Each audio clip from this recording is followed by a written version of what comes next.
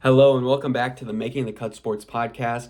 I'm your host, Matthew, and today what we got making the cut, we got a lot of great stuff here on episode 2 of this brand new podcast that I've decided to start. Make sure to follow us on Instagram at MTC Sports Podcast, as well as on Spotify and YouTube at Making the Cut Sports Podcast. I'm super excited to be back for episode 2. I'm currently filming this episode on Thursday, March 7th, because there's been a lot of stuff going on in the sports world. Plus, I don't have a whole lot of time this weekend to get some good content out and be ready for Sunday. So this should be out on Sunday, maybe a little bit before, but I'm super excited to talk about a bunch of different stuff that's going on. So the first thing I want to talk about is free agency. So we've seen a lot of stuff going on these past couple of days, especially today on Thursday, we've seen a lot of stuff. And obviously the days before, we've got all the different tags that have happened. And so, as I stated in the previous episode, I'm a big Jags fan, which you can see if you're watching the YouTube video. Make sure to check us out on Making the Cut Sports Podcast on YouTube. We see the Jacksonville Jaguars flag, so I'm super excited to talk about the Jags here today. We also have conference realignment, which I wanted to talk about because there's just a lot of stuff that kind of comes to mind with that. And then also as an Indiana Hoosier here in the future, I also wanted to talk about two specific things. So at the time of this recording, yesterday, on Wednesday, March 6th, there was reports from multiple sources that Mike Woodson would be staying. And I wanted to say my thoughts on that. And then I also, as of today, just literally 30 minutes ago, completely shocking me, Liam McNeely, 5-star from Monteverdi, has decommitted from Indiana University, the only recruit currently for the 2024 class. So there's a lot of things that IU needs to be doing this offseason if they want to be able to compete next year in the basketball world. But let's first start off with free agency in the NFL. Now, this episode may not be as long as the first one. I tried to make the first one a little bit longer. This one will probably be around 20 minutes, 30 minutes, however long it takes to talk about some of the stuff that I want to talk about. So the first thing I wanted to talk about with free agency is the Bills' firing spree. This came as a complete shock to me because obviously it's hard when your team is below that salary cap and you need to get some money available, but some of the players that they released are just completely shocking to me. You know, you have Nyheim Hines, who's a great return specialist. He's really good, and he's proven when he played for the Colts that he can be a good running back, and that was one of the first guys gone for the Bills. You've also got guys like Tre'Davious White, Jordan Poyer, these top defensive players in their positions, it seems, that really aren't terribly old. You know, Jordan Poyer is a little bit older, but Tre'Davious White is around like late 20s. And that's just completely shocking to me because, you know, I don't know who the Bills are planning on replacing their cornerbacks with. And this is a Bills team that for the past couple of years has always been able to compete. We've seen it year in and year out. This Bills team has always found a way to make the playoffs, even if last year they started out rough. It was an injury-prone season for everyone, and they found a way late to make a run. And I wouldn't necessarily say a tough division, but you know the Dolphins are a tougher team.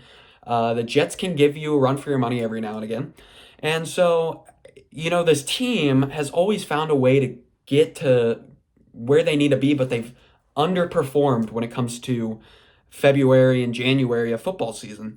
So it's just super shocking to me that you would release a guy like Jordan Poyer, a guy like Tre'Davious White, Mitch Morse, the center, who I may talk about a little bit later.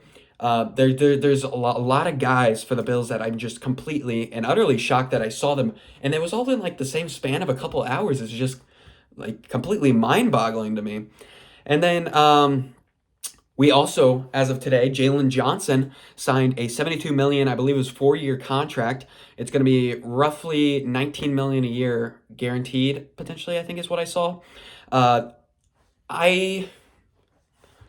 I think the Bears are in a position where it's kind of weird. It seems like they're always in the same position where they seem to, it kind of reminds me of the Jags a couple years ago, where they had that money available and they also had that top pick, and it's kind of like, what do you do with it? And we saw that with the year Trayvon Walker was drafted. The Jags had the top overall pick. They had a lot of money, and then they threw it all into like one spot it seemed. They were throwing money to Christian Kirk. He was getting a lot of money. I think 72 million 4-year contract. You had Zay Jones getting a hefty contract. Evan Ingram, I really liked that pickup. It was a 1-year contract. Brandon Sheriff got signed to a hefty contract, which we'll talk about him a little bit later here today. And so I don't know what the Bears. I have my personal opinions on what the Bears should be doing with this first overall draft pick. You locked up one of the best cornerbacks in this league. 19 million, that's a lot of money, especially considering you've got guys out there like Jair Alexander making 24 million a year or something like that. Those are the top tier guys. 5 million less a year. I mean, that's not a whole lot less, but Jalen Johnson proved this past year that he can be a really solid cornerback option. And it's nice because the Bears did tag him with their franchise tag, but it allowed them to have more discussion time. And I think that was a smart choice. I'm hoping that's what happens with Josh Allen. And then there was another contract I wanted to talk about, and that's Mike Evans. Mike Evans re-signed the other day with the Buccaneers for $52 million 2-year contract. And that'll average out to about $27 million a year. And I remember I was watching First Things First with Nick Wright, Kevin Wildes, and Chris Broussard. I love that show. It's one of my favorite sports talk shows. And one thing that Nick Wright said that I kind of go along with is this is a lot of money for a guy like Mike Evans. Now, when you take into the other perspectives of the guys, they brought up some great points too, where you do have the ability to have a player that has the Super Bowl experience, who's got not necessarily just Super Bowl experience, but is a veteran and who's proven to be a proven leader for this team. And I think you could argue that was a good signing. I was in favor of the Jags going out and trying to get Mike Evans if they couldn't get Calvin Ridley back. But either way, I think this is a good signing for the Buccaneers, because they do guarantee that they have a guy in Mike Evans who can be reliable for a guy like Baker Mayfield, who will most likely be coming back, I would have to guess. So now I wanted to talk a little bit about the Jags free agency and also talk about their cuts and restructures a little bit. So I think it was yesterday or maybe the day before, the Jacksonville Jaguars released Rayshon Jenkins, Darius Williams, and there's Foley Fatukasi. All three of those guys. And I think I may have touched on those ones last episode, but I'm not terribly upset with them. Rayshon Jenkins, I really, really enjoyed him. If you look on the YouTube video, if you look at the second one up, second to the top, that is from the Titans game. I bought that one off of eBay. It's a rally towel. And that one will always mean so much to me because Rayshon Jenkins that season had 2 unbelievable game-winning plays for this Jaguars team, and he's always been one of my favorites since. In the first year he was here, he signed I would say a pretty hefty contract, and I could see why the Jags decided to release him based off that contract, especially in regards to the play that he kind of had last year. But Rayshon Jenkins has made some big plays for the Jags, and he'll always be in my memories when I think about that 2022-23 Jacksonville Jaguars season that started so good. Even though they lost the first game of the season, they came back, they won against the Chargers. They were getting some big wins, I would argue. There at the beginning of the season, they started 2-1. They beat the Chargers, and then they beat, there was one other team. It may have been it was the Colts. They shut out the Colts in the second game of the season. And so, or maybe that was the third game. Either way, the Jags started that year kind of strong and then just completely died off. And Rayshon Jenkins and that team just had a spark. And I forgot to touch upon it in last episode, but multiple players from that team this year said that they were missing that spark that they had the year before. They were always looking for it, and they didn't get it this year. And that could be a reason for why they struggled so much in those games, is because they were expecting, we came back every game last year. Even when we were down 17 to a team like the Dallas Cowboys, it's down 17 to the Raiders. They were able to come back because they had that spark. They had that mentality. This year it wasn't there. And so hopefully next year that the Jags are able to reignite that spark, especially with a new defensive coordinator and Ryan Nielsen, basically a completely new defense, a new running backs coach. There's a lot of room for improvement for the Jags. And that kind of makes me want to go. Well, first, I guess I'll talk about the cuts. So I talked about Rayshawn. I loved him, but last year his play was just lacking. It was not good. You could argue. I think it was lacking, especially in the Titans game, the last game of the season, just his inability to tackle, which is somewhat understandable when you're going up against a guy like Derrick Henry and you're a 180-pound strong safety, like 5'10", 5'9". But you still got to be able to make those big plays, and this year it just didn't happen. With Foley Fatukasi, he played 40% of the snaps for the Jags. He was paid a decent amount of money coming out of the Jets, who he performed well with. But when he came to Jacksonville, I don't remember seeing anything about Foley Fatukasi in game. I don't remember seeing at all in his 2 years being here him do anything. In fact, I remember when I was at the Tennessee Titans game, which I touched upon in last episode, so make sure to check that one out. There was actually an argument going on. Roy Robertson Harris, Foley Fatukasi, everyone was getting involved. And all of these guys, they were all frustrated. And I think that just defines everything with the Jags. The fans, they're quick to blame these players, but these players are frustrated themselves. And so Foley Fatukasi, I could see why he was frustrated in and of himself. Injury prone in the 2 years he was here, struggling to stay on the field. It was just a struggle. He wasn't able to get to the quarterback. So many stuff seemed to be going wrong for the Jags. And then Darius Williams, I don't remember if I touched upon this last episode at all, but he was terrific. He was leading the league in pass deflections. He was a great cornerback. He had the pick six against the Falcons in London. There were certain times where he was more evident than not. But when you think about it, he's a 5'9", 31 or 32-year-old cornerback that's getting paid a decent amount of money. I could see why the Jags decided to move on for that, especially if they're trying to draft a cornerback in the draft. And, the more I look at it, it appears that could be more and more likely. And the reason I say that as we move on to this next thing is what the Jags are doing right now. So as of today, Ezra Cleveland re-signed on about a $9.5 million per year deal with the Jacksonville Jaguars for the next 3 years. In the games after he was traded to Jacksonville, I didn't really feel like Ezra Cleveland was a super big part of this Jags team. He didn't start his first game. He was backing up, but then after injuries continued to happen, he came in. I don't remember him being that great. Now, maybe that's because he only played a little amount of time with this Jags. He didn't have the full amount of time that some of these players did to connect with each other, and that's understandable, especially in the offensive line where you need everyone to be on the same page. And I think that could be also where they struggled so much due to the injury, because Cam Robinson was out probably 8+ games this season. Walker Little, who was replacing Cam Robinson, got hurt for a little bit. Anton Harrison struggled with injury a little bit. I don't remember him missing a whole lot of playing time. He started every game, I'm pretty sure. Luke Fortner played every game. And so the Jags, Brandon Sheriff's kind of been a little bit injury prone the past 2 years. And so there's a lot of uncertainty in that offensive line. And I also should mention Brandon Sheriff just restructured his contract this year to give the Jags some more money, which I do actually really appreciate. It allows the Jags to not have to go out and get either a rookie right guard or a veteran who's going to need some money right guard, but still have a guy that is a veteran and does have the experience, and have him be able to take the pay cut because he knows it's for the betterment of the team. So Brandon Sheriff did not have the best year last year. And I wasn't a huge fan last year, but the fact that he was able to do this because he wants to stay here is just truly incredible to me. I think that's very important for the Jags. If they can have players that are willing to do stuff for the betterment of the team, I think that's going to be super, super good.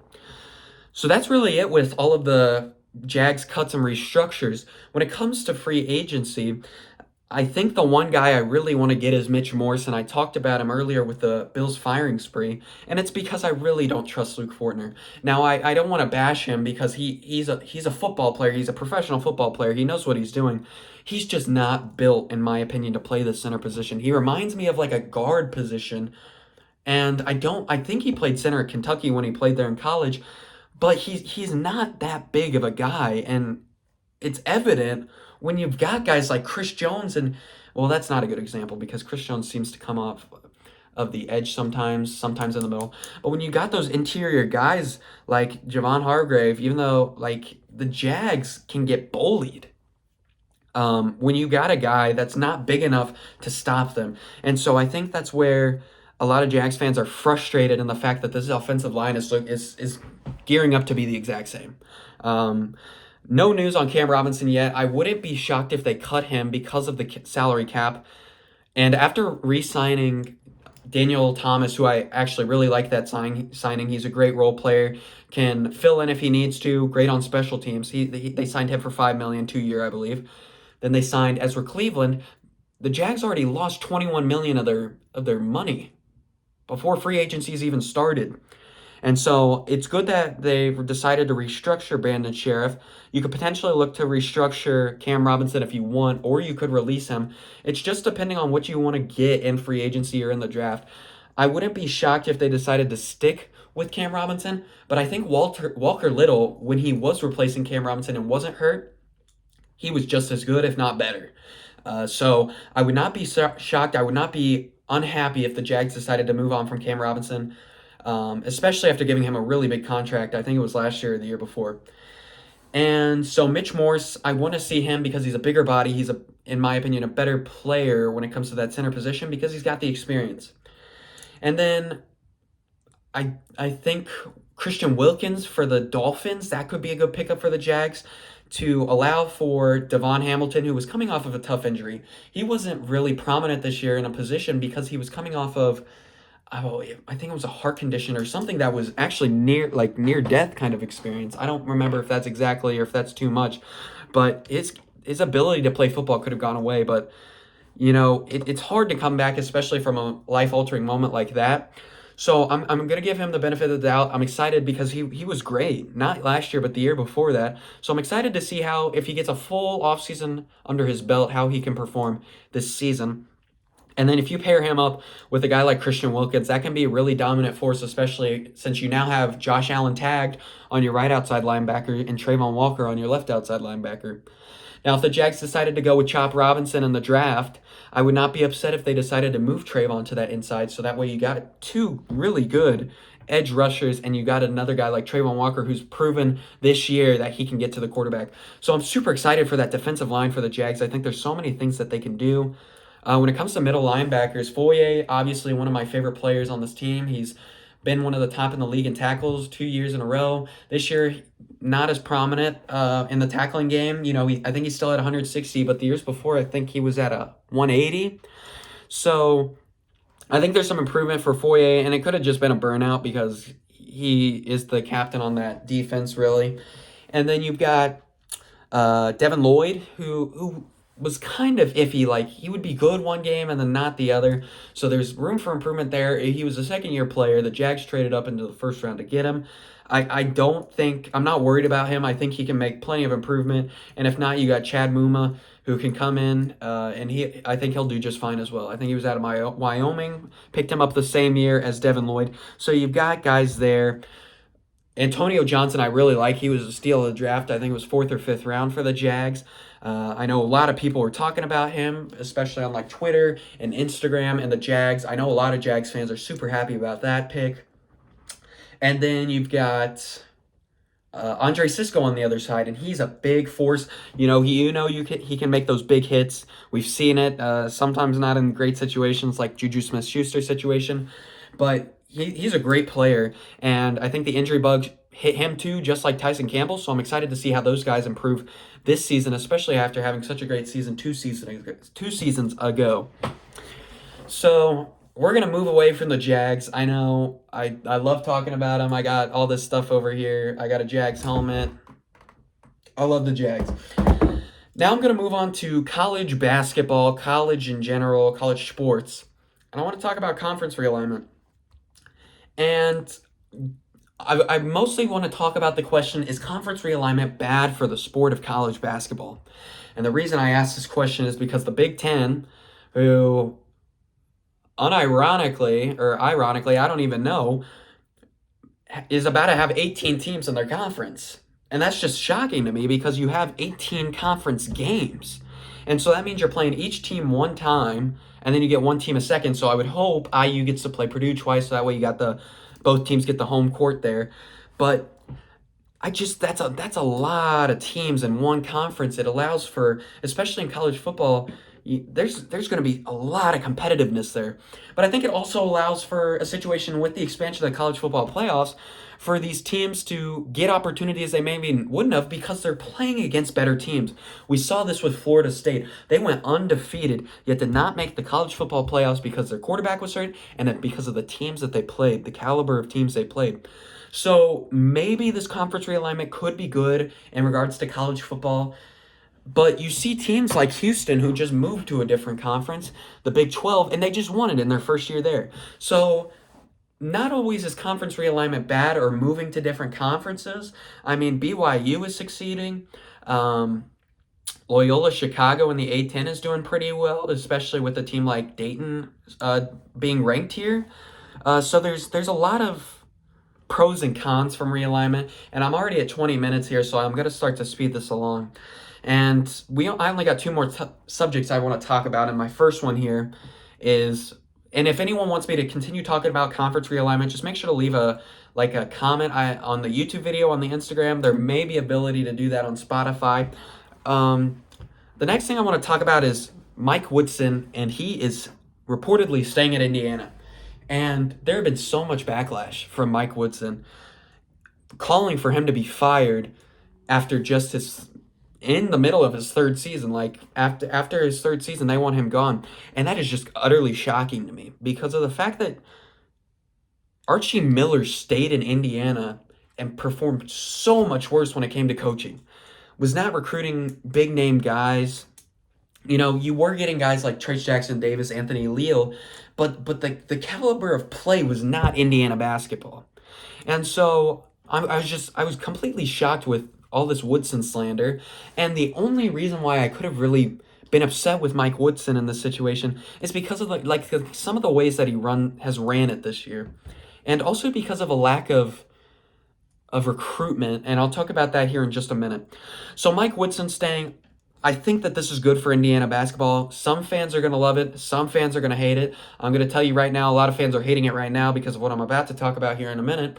But I think Mike Woodson has done a terrific job for being in here in 3 years. Ever since Tom Crean left Indiana, got fired from Indiana, Indiana's identity when it comes to basketball has been all over the place. You've got Archie Miller, the COVID year, they were good. I think they made the tournament one time when he was here. Mike Woodson's been here for 2.5 years, almost 3 years now. He makes the tournament the first 2 years. The second year, he's got a winning record, even if it's not like the best winning record, and people already want him gone. And I don't understand it. Because some people will say it's because of Trace Jackson Davis. Okay, you got a great player. Most coaches and teams that succeed do have a good player. But, Mike Woodson, I don't think he's the one to blame for the fact that the team can't make a free throw to save their life. When it comes to the three-point ball, I guess there's aspects you can work on, like in practice, but it's not his fault that some of the guys in the game are not making their shots. And it kind of reminds me of Trey Galloway because this guy, and I kind of think about it, I think one of the announcers said it one game, but he's had to take on so much more of a load this year than previous years because you had guys like Jalen Hood-Schifino, Trace Jackson Davis that would take the ball and would allow for Trey Galloway to be a role player there, be able to come in, make big plays, play good defense, do what he needed to do, be a ball handler. But now Trey Galloway is one of your primary ball handlers when Gabe Cupps isn't in the game, and it's taken a lot out of him, and you can see it, his inability to make threes. Obviously, these past couple years, he's been unable to make free throws, so I won't leave that up to the fact that he's having to take up a bigger load, but he's had a little bit of problems when it comes to being super, it's just Trey Galloway. There's some games where he's on it completely. Kansas game, the game where he had the 14 assists or so. But then there's other games where he's got multiple turnovers. He's just struggling to shoot the ball. Can't make a free throw for his life. And so, people are going to blame Mike Woodson for things. I definitely do not think you should fire him after 30 years. I mean, I don't know who you're going to get to replace. I know a lot of people want the guy from Auburn. I don't know if that's a good idea, especially since, against Purdue, he's 3-3. When you look at Archie Miller, that's like unbelievable. The fact that Indiana was able to get 3 wins against Purdue Boilermakers.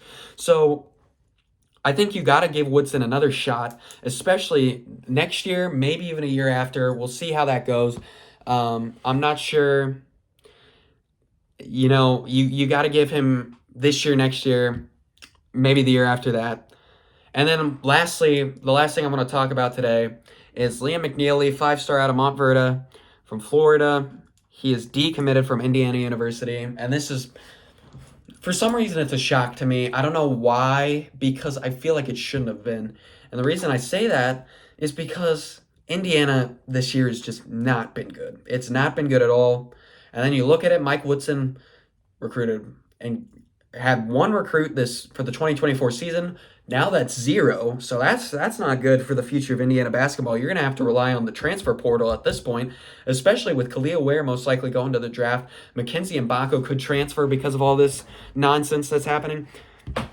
Indiana basketball is in a tough state right now. And with Liam McNeely leaving, who is going to be one of the bright spots next year, you felt like Indiana, okay, they're on their 3-game win streak as of this point, that maybe they'll have a shot next year to reignite themselves to where they were in the previous 2 years. And I don't know if that's going to happen now because of the fact that you had a guy that you were expecting to come in and be, I believe, a starter. I would have started him.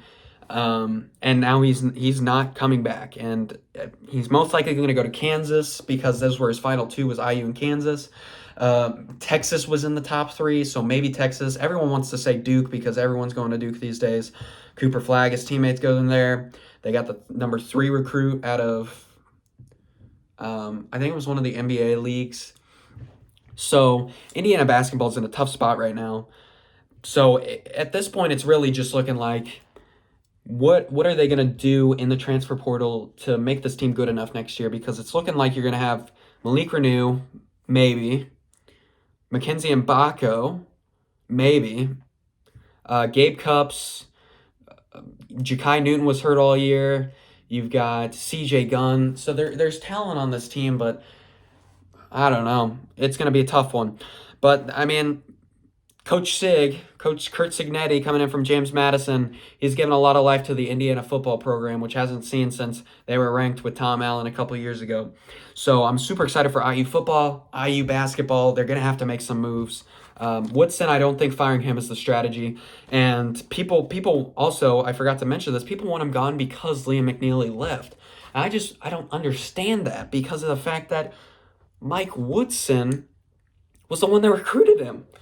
So why would Liam leave because Mike Woodson's coming back? I don't know. Maybe he's learned stuff throughout this year. Maybe he's talked to players and it's like, I don't know. There was rumor about Trey Galloway wanting to leave because Mike Woodson could potentially be coming back.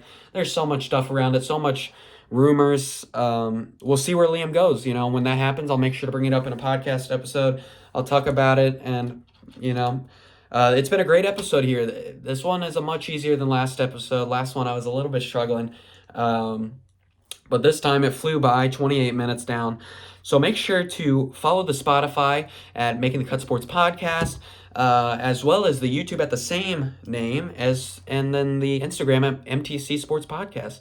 I thank you guys all for listening, if you do, and make sure to keep watching some sports. I hope you enjoy your weekend of sports. Watch basketball, baseball's coming up here, hockey.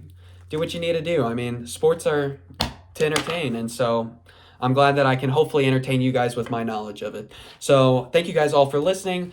I don't know when my next podcast episode will be out, but hopefully it'll be out sometimes next week. If this one's up on Sunday, then another one will probably come out later in the week. If it's not up on Sunday, then we'll probably have one early next week.